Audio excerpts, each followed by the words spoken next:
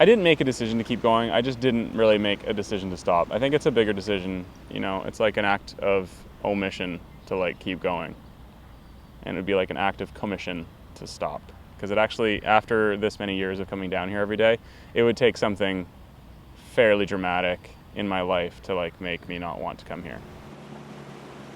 Like really crisp start, that's what I think of. Like just, you know, no wobbles, just like 20 really, really good strokes.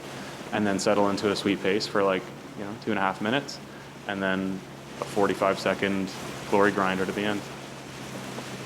I feel old sometimes. I feel old on the water sometimes. I feel old, you know, watching some of the kids. But I don't feel old like geriatric. I feel old like I've got some wisdom and maybe, I want to say like, you know, Obi-Wan Kenobi in, you know, Empire Strikes Back old. Not like, no, that's a bad example. He's pretty old. I don't know, you know, just old and like wise, but still capable of kicking ass. A 324 is probably going to win that race. And I know how I want to do my 324. You know, I know the splits that I have to do in order to do a 324, but I'm flexible because it might be a headwind and it might be raining or it might be crappy or it might be wavy or the water might be slow. Who knows? Sometimes there's like weird stuff in the water.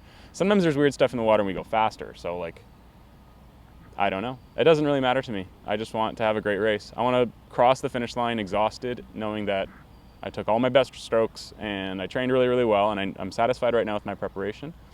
As long as I can cross the finish line and say, yeah, that felt good. That's what I trained for.